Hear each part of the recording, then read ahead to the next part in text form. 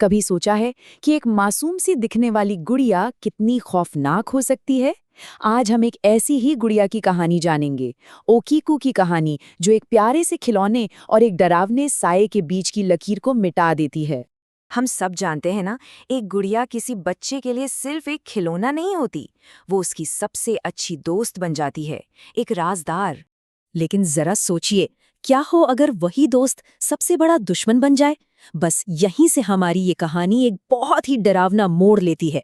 चलिए, आपको सीधे ले चलते हैं साल 1918 के जापान में। यहाँ हमारी मुलाकात होती है 17 साल के एकीची सुजुकी से। एकीची अपनी छोटी बहन किकुको से बेइंतहा प्यार करता था। देखिए, उनका परिवार काफी गरीब था, लेकिन एकीची को अपनी बहन की उदासी देखी नहीं जाती थी। तो उसने अपनी 1 महीने की पूरी कमाई, जो उसने छोटे मोटे काम करके जमा की थी, वो सब खर्च कर दी, बस अपनी बहन के चेहरे पर एक मुस्कान देखने के लिए। और उसे दुकान की खिड़की पर एक गुड़िया दिखी। वो बाकी गुड़ियों से एकदम अलग थी। एक पारंपरिक जापानी गुड़िया, लाल किमोनो पहने हुए। पर उसकी आंखें, उसकी आंखों में एक अजीब सी गहराई थी, जैसे वो सब कुछ जानती हो।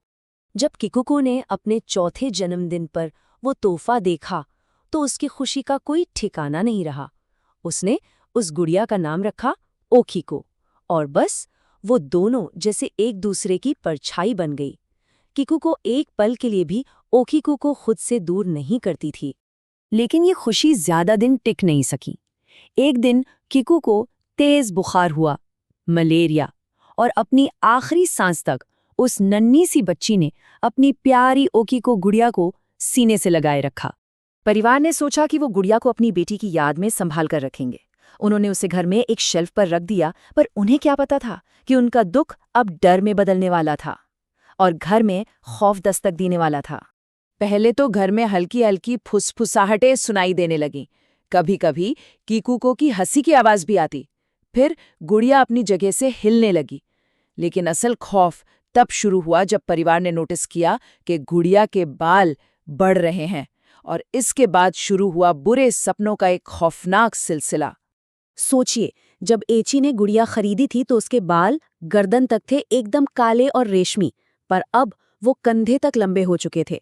उनका रंग भी हल्का भूरा होने लगा था और इंसानी बालों की तरह उनमें स्प्लिट एंड्स भी आ गए थे। ये बिल्कुल नॉर्मल नहीं था।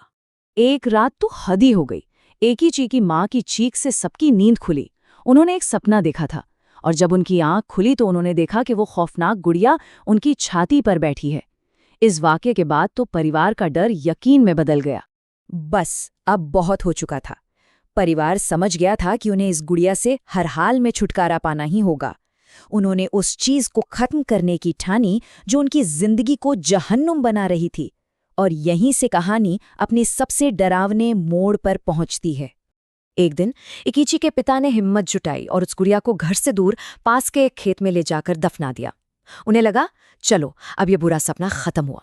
लेकिन वो शांति सिर्फ कुछ घंटों की थी।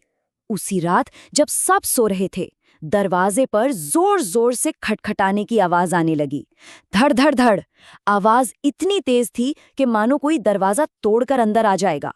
जब पिता ने कांपते हाथों से दरवाजा खोला तो उनके पैरों तले जमीन खिसक गई। सामने वही गुड़िया खड़ी थी, कीचड़ में लथपथ, पर वो वापस आ गई थी। और फिर अचानक उस गुड़िया के बाल तेजी से बढ़ने लगे और सांपों की तरह पिता की गर्दन से लिपट गए और उनका गला घोंटने लगे। पूरा परिवार उन्हें छुड़ाने की कोशिश कर रहा था, लेकिन वो बाल थे कि कसते ही जा रहे थे। जब लगा कि अब सब खत्म हो जाएगा, पिता की सांसें उखड़ रही थीं, तभी एकीची ने हताशा में अपनी बहन का नाम जोर से पुकारा, किकुको। और नाम सुनते ही गुड़िया एकदम बेजान होकर जमीन पर गिर गई। उस हमले के बाद परिवार को एक खौफनाक सच्चाई का एहसास हो गया कि वो एक ऐसे श्राप में फंस चुके हैं जिससे निकलना नामुमकिन है। 1 या 2 साल नहीं, पूरे 20 साल। सोचिए जरा, 20 साल तक सुजुकी परिवार ने इस खौफ को झेला। वो उस घर में उस गुड़िया के साथ रहने पर मजबूर थे। उन्होंने हर कोशिश करके देख ली, कई पुजारियों को बुलाया, भिक्षुओं से मदद मांगी, लेकिन उस गुड़िया पर किसी चीज का असर नहीं हुआ। जब भी वो उससे छुटकारा पाने की कोशिश करते, घर में अजीबोगरीब घटनाएं और भी बढ़ जातीं, खासकर किकुको के जन्मदिन के आसपास। आखिरकार 20 साल के इस आतंक के बाद परिवार ने हार मान ली और गुड़िया को जापान के मन्निंजी बौद्ध मंदिर को सौंप दिया, और आज भी वो गुड़िया वहीं है। आज लगभग 100 साल बाद भी ओकीको गुड़िया उसी मंदिर में एक शीशे के बक्से में रखी है, और खौफनाक बात यह है कि उसके बाल आज भी बढ़ते हैं। मंदिर के भिक्षु समय समय पर उन्हें काटते हैं। वहां तस्वीरें खींचना मना है और कहते हैं कि जो भी उसे देखता है उसे बुरे सपने आते हैं।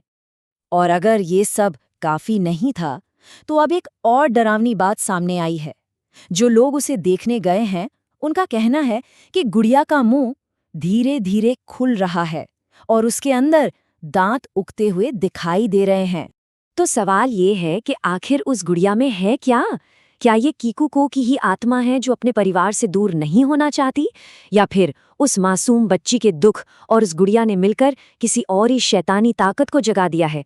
इसका जवाब शायद एक राज ही रहेगा।